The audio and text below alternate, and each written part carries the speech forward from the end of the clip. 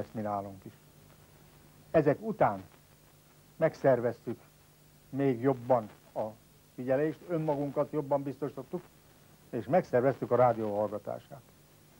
November 4-én a hajnalban így sikerült meghallanunk Kádár elvtárs felhívását.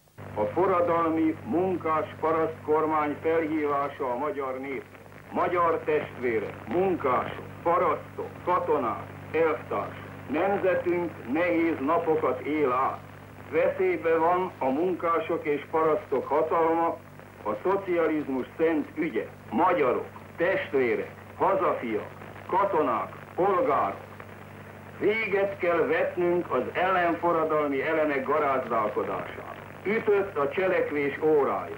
A nép és haza érdeke az, hogy erős kormánya legyen. Olyan kormánya, mely alkalmas arra, hogy kivezesse az országot súlyos helyzetéből.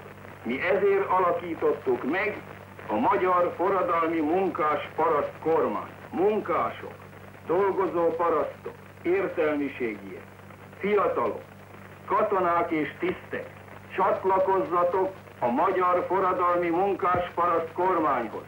Fegyverezzétek le az ellenforradalmi bandákat. November 5-én reggel